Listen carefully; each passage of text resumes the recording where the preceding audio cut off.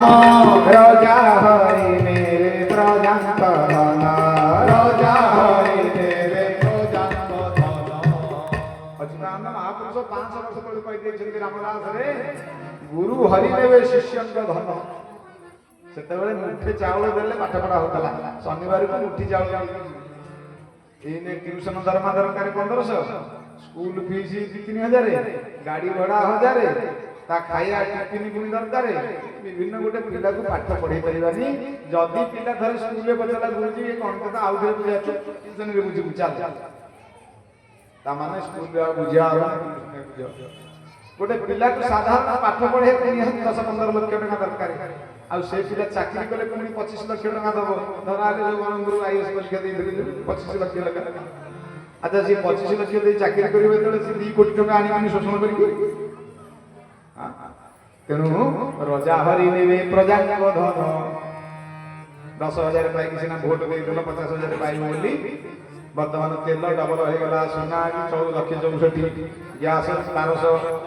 दब ना नहीं को बाटे दब दिन सब मेंढा मान मीटिंग चलला है ये जो नुआ सरकार आसिले कहि कमल खंड खंड देबे शीत दिन गोटे टोका मेंढाटी ता भीतर थिला ठिया हे गला कला कमल तो देवे सत से जो चुट्टी गुड़ा तो नेबे कमल दिए ताकू कोठु नेबे बुढ़ा मंडा कला ह हमर तो चुट्टी नेले कमल दिए अर्थात हम जानि पारुनी जो 10-5 हमको मिलुची इलेक्शन बेले हां 10 गुणा है कि शोषण तेन मारिका कले देखि जंती मन रखिता अच्युतानंद महापुरुष कहले राजा हरि नेले प्रजांक धन राजा हरि नेले प्रजांक धन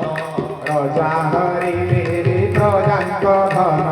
राजा हरि देवे प्रजांक धन गुरु हरि नेवे शिष्यंक धन गुरु हरि नेवे शिष्यंक धन कहते अच्युत सुन हे राम हे कहते अच्युत सुन हे राम बोलानंद कंद भगवान जय शिष्य होइबे काला गुरु अंध शिष्य होइबे काला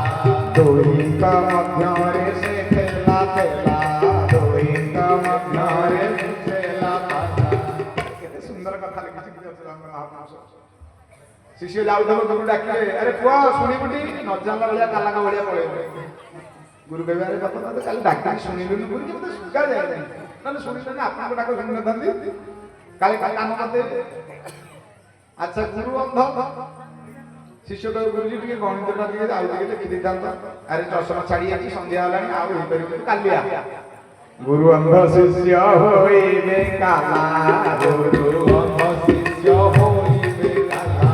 गुरु अंध शिष्य होइबे काला गुरु अंध शिष्य होइबे काला तोहि का मध्यरे सिथिला पेला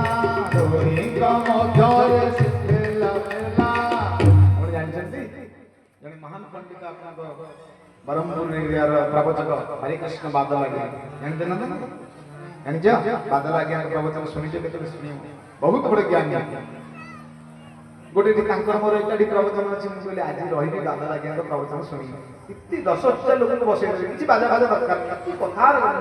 ये निजस्व स्वार्थ बिना दे शिक्षा ना ताहले से गुरु परंपरा रही जाए गुरुदेव कहले जाओ राम राम सोई पड़ी के सकाल उठी गुरु को भाई फूल तोड़े वाला मां भगवती सीता पुष्पक वाटी